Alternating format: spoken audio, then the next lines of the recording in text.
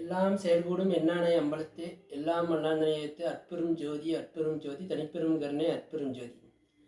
எல்லா சித்த வைத்திய நண்பர்களுக்கும் ரசவாத ஆய்வாளர்களுக்கும் என பணிவான வணக்கங்களை தெரிவித்துக் கொள்கிறேன். இப்போ நம்ம போன பதிவில் பார்த்ததோட தொடர்ச்சி தான் இது. போன பதிவில் நம்ம மகான் கற்பூர் கருணாகர சுவாமிகள் அவர் நூல்களில் உலோகமும் ஜலமாக மாறும் அப்படிங்கிற தலைப்பில் ஐயா ஒரு முறையை குறிப்பிட்டிருந்தார்.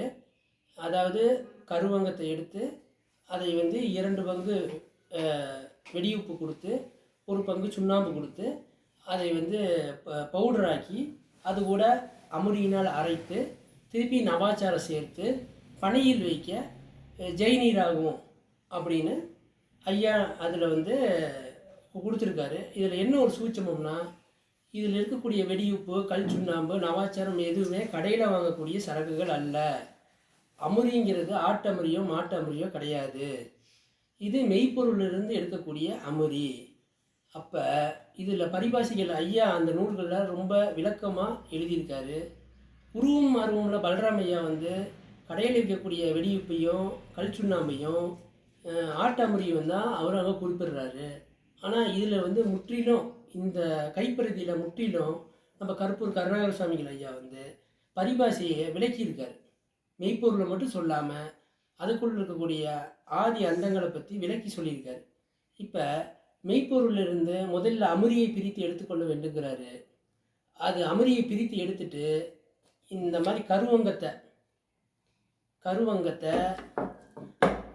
9 முறை உருக்கி அமுரியில் சாய்க்க சொல்கிறாரு. இது மெய்ப்பொருளிலிருந்து எடுக்கப்பட்ட அமுரி. 9 முறை உருக்கி சாய்ச்சோம்னா கருவங்கம் நெருப்பு ஓடாமல் கட்டுப்பட்டு நின்றோம். இப்படி கட்டுப்பட்ட கருவங்கம் தான் நெருப்புக்கு ஜெயித்து நிற்கக்கூடிய ஜெயநீரை உருவாக்க முடியும். அதனால் இதை முதல்ல நம்ம தெரிஞ்சுக்கணும். இரண்டாவது என்ன சொல்கிறாரு, வெடியுப்பும் கல் சுண்ணாம்பும் கடையில் வாங்குறது கிடையாது. அது மெய்ப்பொருளிலிருந்து எடுக்கக்கூடிய ஜில் என்ற ஒரு உப்பும் சில்னஸ்ஸாக இருக்கும். அதுலேருந்து பிரித்து எடுக்கக்கூடிய உப்பும், அந்த உப்பு பிரித்ததுக்கப்புறம் அடியில் நிற்கக்கூடிய வண்டல் காரமான சுண்ணாம்பும் இருக்கும். அதாவது ஒரு மெய்ப்பொருளில் நீர் தனியாக பிரிந்து விடுகிறது. அந்த பொருளில் மீதி உள்ளது உப்பு சால்ட்டு சில்லென்றும் இருக்கும். அந்த உப்பையும் அடியில் இருக்க காரமான சுண்ணாம்பையும் இந்த அமுரியிலே ஊற்றி அரைச்சி புடம் போட்டு எடுத்தால் இந்த மாதிரி ஒரு உப்பு நம்மளுக்கு கிடைக்கும். இந்த மாதிரி ஒரு உப்பு கிடைக்கும். இந்த உப்பை தான் கருவங்கத்துக்கு கிராசம் கொடுக்க சொல்கிறாங்க. கருவங்கத்தை உருக்கி இந்த உப்பை கிராசம் கொடுத்தோம்னா கருவங்கம் இந்த மாதிரி மஞ்சள் நிறத்தில் மாறிடும், உப்பாக மாறிடும். திருப்பி அமுரி ஊற்றி அரைச்சிடுது. அமுரி ஊற்றி அரைச்சி வில்லை தட்டி காய வச்சது. இப்போ இதை புடம் போட்டு எடுத்துட்டு நம்ம ஏற்கனவே மெய்ப்பொருளிலிருந்து 2-3 வீடியோக்கு முன்னால் நவாச்சாரத்தை பற்றி பேசியிருக்கோம். இந்த நவாச்சாரத்தை நாம் மெய்ப்பொருளிலிருந்து எடுக்கப்பட்ட நவாச்சாரத்தை இந்த கருவங்க சுண்ணத்தோடு கலந்து வச்சோம்னா, கருவங்கத்தோடு கலந்து நம்ம வச்சோம்னா, பனியில் வச்சோம்னா இந்த மாதிரி அருணன் நிறத்தில், அதாவது ஒரு ஆரஞ்சு நிறத்தில் நம்மளுக்கு ஒரு ஜெய நீர் கிடைக்கும். இந்த நீர் இந்த நீரோட தன்மை என்னென்னா, அடுப்பில் வைத்தால் நெருப்போடு நெருப்பாக பழுத்து நிற்கும். இதுக்குள்ளே எந்த பாசனம் போட்டாலும் சரி.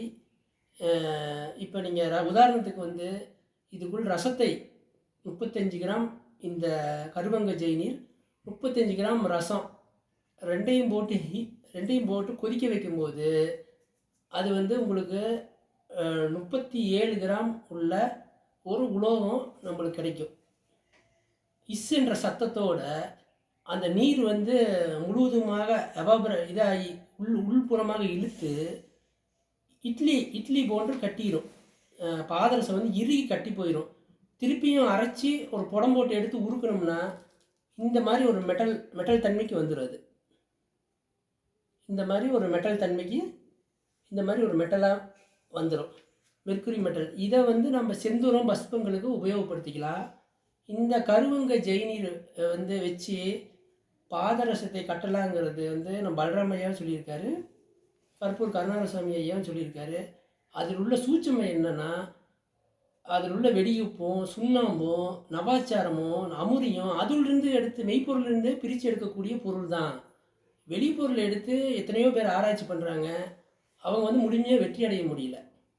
இதில் மெய்ப்பொருள் என்னன்னு தெரிஞ்சுட்டு நாம் இதிலேருந்து மெய்ப்பொருள் தெரிஞ்சவங்க வந்து ஏன்னா நம்ம வீடியோ பார்த்துட்டு இருக்கவங்க மெய்ப்பொருள் என்னன்னு ஓரளவுக்கு அவங்களுக்கு பிடிபட்டிருக்கும்.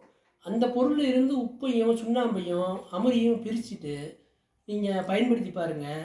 நவாச்சாரத்தில் பிரித்து பயன்படுத்தி பார்த்தீங்கன்னா உங்களுக்கு வந்து பாதரசத்தை கட்டலாம். பாதரசத்தை மட்டும் கட்டுறது இல்லை, துருசை வந்து இந்த நீர் ஊற்றி வச்சா துருசு சுண்ணமாயிரும். வெயிலில் வச்சா அந்த துருசு சுண்ணத்தை வச்சு கெந்தகத்தை கட்டலாம். அடுத்து வரும் பதிவில் துருசு சுண்ணத்தையும் கெந்தக கட்டையும் நம்ம பார்ப்போம். நன்றி, வணக்கம்.